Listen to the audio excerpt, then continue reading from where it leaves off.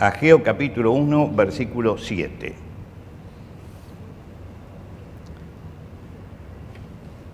Dice así: así ha dicho el Señor de los ejércitos.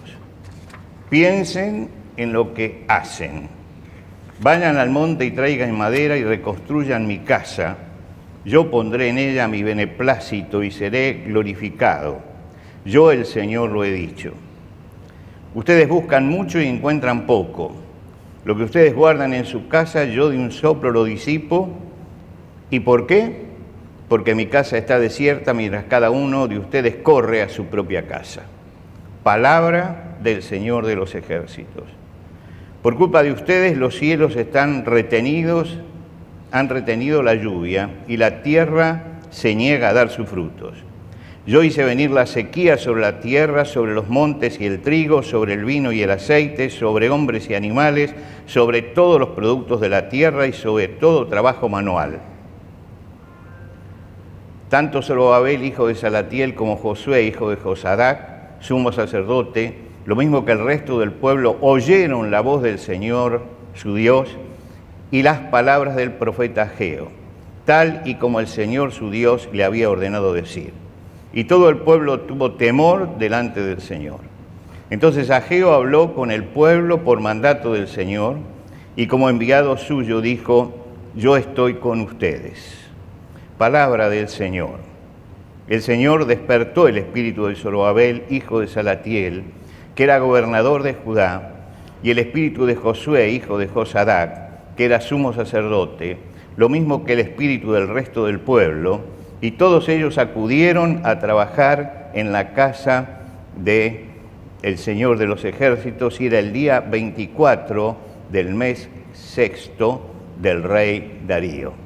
Hasta aquí nada más en la lectura de la palabra de Dios hoy. Ya habíamos hablado en la primera parte que hay 4 sermones o 4 mensajes que Ageo le manda al pueblo, 4 mensajes.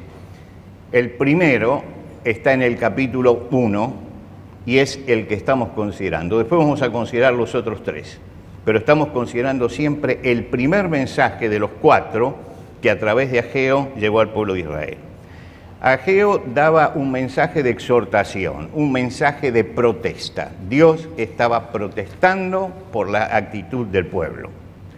Luego de 70 años cautivos en Babilonia por tener la mente muy cerrada y por rebelarse contra Dios, después de 70 años, Dios permitió que volvieran a su tierra y les dijo que reconstruyeran entonces lo que estaba destruido. Reconstruyeron el altar del sacrificio y echaron los cimientos del templo. Por supuesto que tenían oposición de la gente de alrededor. Siempre que alguien va a hacer la obra de Dios tiene oposición. Había oposición, pero se fueron enfriando y durante 20 años dejaron de edificar. Durante 20 años. Ahora, cuando alguien preguntaba, bueno, ¿qué hacemos con la casa del Señor?, ellos tenían una frase que la repetían todos. Bueno, todavía no es tiempo, todavía no es tiempo. Lo que sucede es que se habían secularizado. ¿Qué significa esto? Un cristiano se mueve en el plano secular, nuestras obligaciones sociales, y en el plano espiritual, nuestras obligaciones espirituales. Ellos seguían cumpliendo en el plano secular, cumplían con todo, y en el plano espiritual no hacían nada. Lo único que hacían era la rutina de ir al altar del sacrificio y no pensar en lo que tenían allí parado. Y el Señor elevó su protesta. La protesta del Señor consta de 2 partes nada más. Esta gente dice que todavía no es tiempo de reconstruir mi templo. Esta gente dice que no es tiempo. ¿Y acaso para ustedes es tiempo de vivir en casas lujosas mientras que mi templo está en ruinas? Esta es la pregunta. Y fíjense que es la lucha entre lo secular y lo espiritual. Es decir, en esas 2 demandas está marcado el eje del problema. Ahora, este mensaje, que es el primero, lo dirigió a Zorobabel, el gobernador, y a Josué, el sumo sacerdote, y por intermedio de ellos tenía que llegar a todo el pueblo. Pero es importante porque lo que el Señor está destacando es esto: la labor que ustedes tenían que hacer como gobernador y como sumo sacerdote, el gobierno civil y el gobierno religioso ha fracasado en esto. Por eso tengo que hablar yo a través de un profeta. Y el primer mensaje lo manda entonces directamente al gobernador, al sumo sacerdote y a través de ellos a todo el pueblo. Ahora, el problema para ellos era que aquello que Jesucristo le dijo a sus discípulos, daban a César lo que era de César, pero no daban a Dios lo que era de Dios. Y Dios estaba reclamando su parte. ¿De dónde salía esta excusa? Bueno, algunos piensan que de los enemigos, posiblemente haya sido algo por los enemigos que había alrededor, que tenían miedo, pero cuando uno lee la historia, los enemigos siempre se habían opuesto y ellos siempre habían seguido adelante. Yo creo que hay otro motivo detrás de todo esto. Yo creo que seguramente recordaban el templo de Salomón. Estaban los más viejos y los que habían recibido por boca de sus padres la descripción del templo de Salomón. Salomón había ido a comprar al Líbano los cedros del Líbano y había desplegado 30.000 hombres en facciones de 10.000 cada una para que fueran y ayudaran al rey de Irán a cortar eso. ¿Por qué? Porque los cedros del Líbano eran la madera más estimada, más lujosa, la mejor para hacer el templo de Dios. Y después revistió todas las maderas con oro. Ahora, Salomón estaba viviendo en un tiempo de esplendor y podía hacerlo. Lógicamente que ellos no iban a poder hacer todo eso, no iban a poder. Y yo creo que esto es uno de los trabajos que cuando alguien decía, bueno, construyamos el templo, sí, pero todavía no tenemos como para ir a comprar la madera, ni tenemos el oro como para hacer esto, ¿no? Siempre hay una excusa cuando uno no quiere cumplir con lo que Dios ha dicho, siempre tenemos una excusa. Ya llegará el momento en que podremos ir a buscar en los cedros del Líbano, y ya llegará el momento en que podremos revestir todo de oro como en aquel tiempo, punto. Esa era una excusa, era una excusa. Y parecería como excusa que lo que querían era buscar la gloria de Dios. Ahora, Dios, que conoce el corazón, dice: a mí no me van a engañar, se pueden engañar ustedes. Pero ustedes están dedicando a la parte secular todo su esfuerzo y se han olvidado de que ustedes son seres espirituales. Le están dando a César lo que es de César y no le dan a Dios lo que es de Dios. Dios le contestó con dos propuestas. La primera propuesta es: piensen lo que están haciendo, piensen lo que están haciendo. Es decir, ustedes siembran mucho y recogen poco, comen y no se sacian, beben y no quedan satisfechos, etc. Le está diciendo: ustedes no tienen satisfacción en el esfuerzo que hacen. No están satisfechos interiormente. El Señor no les ha mandado bendición. Es decir, les dice: piensen echando una mirada sobre la realidad que están viviendo. Miren la realidad que ustedes están viviendo. Ese es el primer motivo de meditación. El segundo, si el primero era lo que están haciendo, piensen lo que están haciendo, el segundo era: piensen en lo que tienen que hacer, mirar hacia adelante.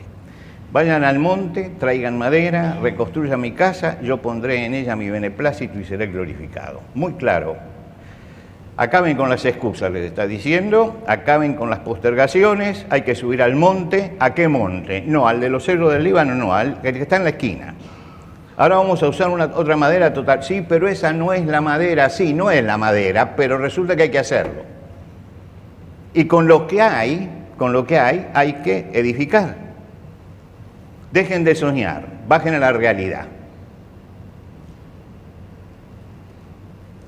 Claro, el mensaje de Ageo fue un mensaje corto, lo leímos el domingo pasado, potente, fuerte, claro, y fue a las cabezas y al pueblo. Y pasó algo que es casi único en el ministerio de los profetas, casi único en el ministerio de los profetas. No tuvo que repetir, no tuvo que insistir, no tuvo que discutir, hubo una reacción inmediata, inmediata. Es decir, respondieron todos inmediatamente. Si ustedes leen los profetas anteriores, como Jeremías o como Isaías, van a ver que permanentemente, ellos son libros extensos, y ellos hablan y hablan y hablan, y aparece reiteradamente la palabra, pero no oyeron, pero no oyeron, pero no oyeron, no oyeron. Ahora resulta que acá es una excepción. Tal vez porque el cautiverio los había sacudido en tal forma que estaban más sensibilizados espiritualmente frente a esto. Tal vez era eso, tal vez era eso. Pero es un profeta, si Jeremías, que escribió tanto, ¿no es cierto?, nunca tuvo el éxito del arrepentimiento del pueblo, Ageo, con un solo mensaje, por obra de Dios, logró que el pueblo se diera vuelta. Ahora, en el Antiguo Testamento, que dice la palabra de Dios, oyeron a Dios. ¿Qué significa oír a Dios? Oír a Dios. No es un asunto auditivo, tiene que ver con la voluntad. Y cada vez que se dice oyeron a Dios, no quiere decir que lo escucharon, quiere decir que pusieron la voluntad e hicieron lo que Dios les había mandado. Nosotros tenemos una palabra para oír y otra para escuchar. Oír es percibir el sonido. Escuchar es prestar atención. Acá hay un modismo hebreo que incluye las dos cosas juntas. Usted tiene que escuchar, prestar atención y llevarlo a cabo. Por lo tanto, cuando se habla en la palabra de Dios, oyeron la palabra de Dios, quiere decir que usaron algo más que las orejas, sino que movieron la voluntad. Y por eso el oír la palabra de Dios hace que teman. Es decir, que sientan que están cometiendo un error. La palabra de Dios llegó a ella y dice, y todo el pueblo tuvo temor delante del Señor. ¿Cuántas veces usted a lo mejor le habrá dicho a su hijo, te hablo, me oís, pero no me escuchás? Bueno, acá no solamente oían, sino que también movían la voluntad, realmente escuchaban, oyeron la voz del Señor. El profeta Habacuc dice en su libro, he oído, Señor, tu palabra, y temí. El Espíritu Santo se manifiesta siempre, tanto en los hombres del Antiguo Testamento como del Nuevo Testamento, moviendo la sensibilidad espiritual. Moviendo la sensibilidad espiritual. Reaccionar a la palabra de Dios es mover la sensibilidad espiritual. Mover nuestra sensibilidad espiritual. Podemos adquirir un gran conocimiento, pero la palabra de Dios no es para llenar la cabeza, es para movilizar el corazón de la persona. Esa actitud de ellos, de responder rápidamente, demuestran dos cosas por lo menos importantes. En primer lugar, que sintieron colectivamente, todo el pueblo, con sus gobernantes, que estaban en falta. Y esa reacción colectiva los llevó a inclinarse a la voluntad de Dios y se arrepintieron. Se arrepintieron. Arrepentir es cambio la forma de pensar y me vuelvo para cambiar también la forma de vivir. Ahora, allí hay algo que pasó en el corazón de ellos, que fueron sensibles a la palabra de Dios y eso produjo arrepentimiento. Estamos nosotros viendo un juicio sobre 8 delincuentes que mataron a un muchacho indefenso, que lo masacraron, que en un minuto le quitaron la vida, le patearon la cabeza y luego se fueron a festejar. Y escuchamos al testigo, a los profesionales de varias disciplinas. A mí este caso me interesa mucho, pero no tal vez por los detalles técnicos de por qué, sino por lo que implican ciertas personalidades. Los imputados parecen inmutables, insensibles frente a todo esto. ¿Qué les sucede? ¿Qué les sucede? Entonces yo escuchaba psicólogos que hablan de psicopatía, otros que hablan de perversidad, y de repente unos dicen una cosa, otros dicen otra. Pero ¿qué es lo que pasa? ¿Qué es lo que les está pasando? La carta a los Efesios da una respuesta que es terminante con respecto a eso. Y eso es lo que tiene la palabra de Dios. Lo que los hombres se aplican a buscar y a buscar y a buscar, de pronto la palabra de Dios lo explica en una sola palabra. El apóstol Pablo, cuando habla en la carta a los Efesios acerca de los paganos, él dice que tienen la cabeza hueca y andan en la cabeza hueca, la vanidad de su mente, piensan huecamente. Y porque piensan huecamente, hacen lo que hacen. Dice, tienen el entendimiento entenebrecido. Es decir, se le hizo la noche a su entendimiento, no saben distinguir una cosa de la otra. Pero después da la clave y él dice, perdieron toda sensibilidad. Y lo que nosotros estamos ante un cuadro que lo que demuestra es que han perdido toda sensibilidad. Toda sensibilidad. Son absolutamente insensibles frente a la realidad que tienen delante. Perdieron toda sensibilidad. No escuchan nada, ni la voz interior, ni la conciencia. No existe el remordimiento. Sí existe el hecho de la atricción, no la contrición, la atricción. ¿Ustedes hubieran hecho esto de vuelta? No, por las consecuencias. No porque el acto sea malo. No porque el acto sea malo. Y seguramente antes del final vamos a escuchar arrepentimientos que no se están dando al principio. Pero esos arrepentimientos es para bajar la pena. Porque no hay ningún tipo de sensibilidad en esto. ¿Qué pasa? Que perdieron toda sensibilidad. Es decir, perdieron toda sensibilidad espiritual. Y dice, entonces, cometen con avidez toda clase de impurezas. Y esto es lo que vimos. Quiere decir que la palabra de Dios nos da la clave. Miren, lo que esta gente perdió es su sensibilidad. No tiene capacidad ya de arrepentimiento. No tiene capacidad de arrepentimiento. Ahora, después de decir eso, el apóstol dice, los que perdieron sensibilidad, le dice a los cristianos, más ustedes, más vosotros, no habéis aprendido así de Cristo. No habéis aprendido así. Es decir, el cristiano tiene que tener sensibilidad espiritual. Y esto es muy importante. Leemos todos los días la Biblia, escuchamos todos los sermones, conocemos la Biblia. Pero el problema es si somos sensibles a la palabra de Dios.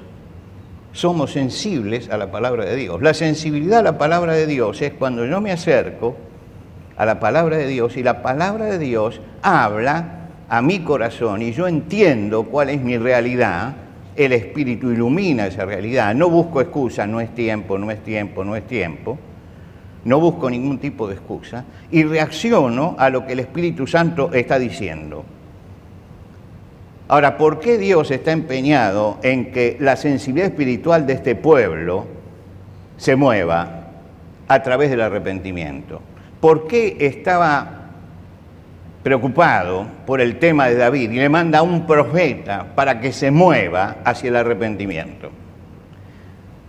Porque Dios sabe que si el pueblo no se arrepiente, no toma otra actitud, el desastre va a ser mayor. Y a David le manda el profeta porque sabe que se ha paralizado espiritualmente y que va hacia un desastre todavía mayor. Lo que quiere decir que la sensibilidad espiritual, mis hermanos, la sensibilidad espiritual es fundamental, porque si no la vida espiritual se detiene. Y ese pueblo estaba detenido espiritualmente porque no era sensible. Ahora, ellos escuchaban la ley todos los días porque seguramente iban al altar de sacrificio y allí habría algún sacerdote que les transmitía la ley. No era desconocida la ley de Moisés. La preparación que tenía siempre el pueblo en el conocimiento de la ley de Moisés era una preparación muy profunda. Pero allí se tocó la sensibilidad espiritual. Ellos entendieron que habían hecho algo que estaba mal y que tenían que rectificarlo delante de Dios. Y esa sensibilidad espiritual se manifestó ¿en qué? En primer lugar, en que tuvieron temor de Dios. Entonces, sensibilidad espiritual y temor de Dios, temor de Dios. El mensaje de Ageo tiene como reacción estas palabras: y todo el pueblo tuvo temor delante del Señor. Todo el pueblo tuvo temor, no hubo miedo, hubo temor, solemne y reverencial temor ante la presencia de Dios. Ante la presencia de Dios nos sentimos empequeñecidos por el poder, por la grandiosidad, por la sabiduría. ¿Quién puede alcanzar la sabiduría de Dios o el poder de Dios o la grandiosidad de Dios? Son las preguntas que se hacía Job en su libro. Las preguntas de ¿quién puede llegar a esto? Y en el momento en que entendemos eso ante la presencia de Dios y nos sentimos empequeñecidos, se producen dos fuerzas en nosotros. Una fuerza centrípeta y una fuerza centrífuga. La centrípeta que tira hacia adentro y la otra que me tira hacia afuera. Si usted estudia la vida del apóstol Pedro, va a encontrar estas dos manifestaciones con mucha claridad en la experiencia de él. El día que él percibe el poder de Dios en la pesca milagrosa aquella, que él decía que no se iba a pescar, él le dijo: apártate de mí, la fuerza centrífuga, te quiero lejos. Apártate de mí, yo soy un hombre pecador, hay una distancia tremenda. Pero en la transfiguración, Pedro vuelve a hablar. Dice: Señor, es mejor que nos quedemos aquí. Es la atracción. Quiere decir que, por un lado, en un momento, él ve la grandeza de Dios y dice: apártate de mí, tomo distancia. Y en la transfiguración, él ve la misma grandeza de Dios. Dice: Señor, es mejor que nos quedemos aquí. Y yo creo que esas dos fuerzas justamente están permanentemente en nosotros cuando hay sensibilidad espiritual. Es decir, llegamos al temor de Dios y quiero acercarme, pero sé la grandeza de Dios. Y entonces tengo temor. ¿Por qué? Porque no alcanzo ni su sabiduría, ni su conocimiento, ni su poder, ni nada. Esas dos fuerzas están. Y estas dos fuerzas, movidas y equilibradas, es lo que nosotros llamamos la reverencia. La reverencia. Reverencia al Señor. Temor del Señor es percibir la presencia del Señor. Se entiende que cada vez que el pueblo está reunido, como estamos nosotros esta mañana, se percibe la presencia de Dios. Por eso, porque edificamos este lugar para eso, es que está eso que dice: uno mayor que el templo está aquí.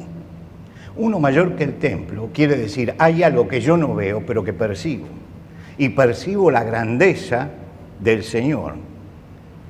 Cornelio, cuando recibió a Pedro, y era un hombre que no aprobaba el punto A de la doctrina, porque lo quiso adorar a Pedro, Pedro lo tuvo que levantar, no aprobaba. Pero había algo que él tenía, y era que percibió la grandeza de Dios, la presencia de Dios. Dicen: todos nosotros estamos aquí en la presencia de Dios. Y este es el principio fundamental que va a desarrollar la vida cristiana, percibir la presencia de Dios en nuestra vida, percibirla. Tenemos que ser conscientes de esta percepción y del Dios al que nos acercamos. Estoy ante la grandeza, ante la majestad, ante la santidad, ante la gloria, ante el poder de Dios. Había aparecido una moda por allí de gente que oraba en una forma impropia. No voy a repetir la forma, ¿no es cierto? No voy a repetirla, pero una forma impropia. Como si se acercara al viejo que tiene en la casa,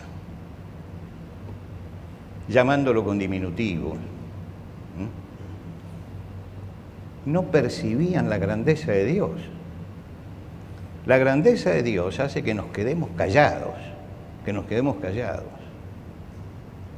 Y hay un momento en que uno tiene que ir a la palabra de Dios y percibir la grandeza de Dios.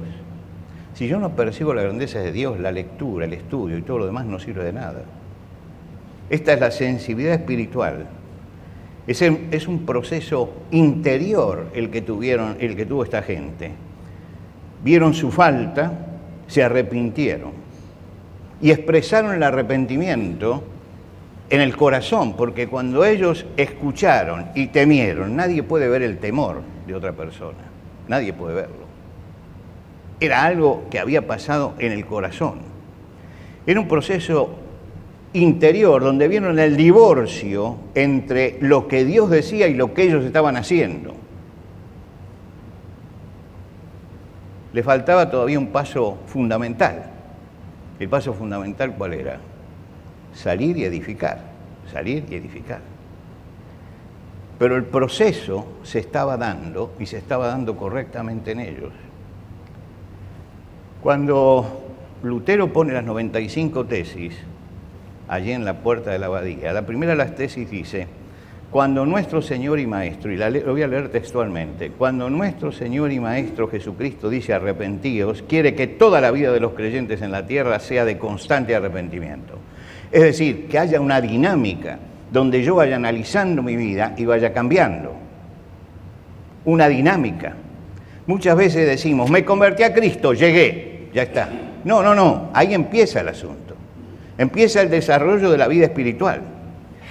Y la tercera de las tesis dice, sin embargo, no solo significa el arrepentimiento interior. No hay arrepentimiento exterior si no obra exteriormente. Está diciendo, el arrepentimiento del corazón delante de Dios tiene que mostrarse después exteriormente. Ahora, el pueblo tenía este arrepentimiento interno y Dios, que ve el corazón, ve esa conversión de corazón, ese arrepentimiento de corazón. Falta la conversión. ¿Y la conversión qué es? Es levantarse e ir al monte. Pero como Dios penetra en el corazón del pueblo, ni bien el pueblo tuvo esta actitud, Dios volvió a hablar. Y Dios les dijo, a través de Ageo. Entonces Ageo habló con el pueblo por mandato del Señor y como enviado suyo, y dijo, yo estoy con ustedes. Fíjese que Dios no esperó, no necesitaba tampoco esperar que fueran y cortaran los árboles.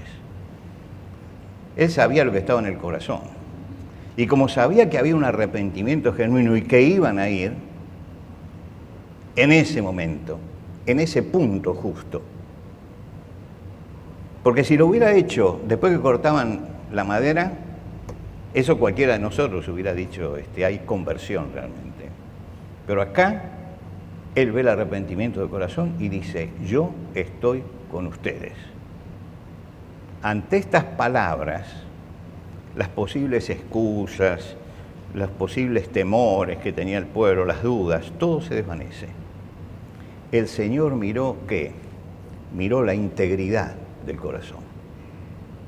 Y él sabía que la decisión que habían hecho era para levantarse y empezar a trabajar. ¿Y cómo termina el versículo? Diciendo, subieron al monte. ¿A qué monte? Al que estaba cerca de la casa. y cortaron la madera. Y con esa madera empezaron a edificar. El Señor miró la integridad, no esperó que comenzaran el trabajo, les dio la garantía de su presencia, porque la decisión había sido una decisión profunda de corazón. Nosotros estamos continuamente en la presencia de Dios, continuamente. Cuando oramos nos acercamos nosotros, pero Dios está siempre cerca nuestro y estamos continuamente en la presencia de Dios. Tal vez en el momento de la oración o cuando abrimos la Biblia es cuando más percibimos, pero la presencia de Dios está permanente. Que ese Dios que permanentemente nos está mirando vea en nosotros esa integridad que hace que pueda comprometerse y decir: yo estoy con ustedes, yo estoy con ustedes. Porque Dios lo que busca es eso, un corazón íntegro para ayudarlo en la tarea de transformación.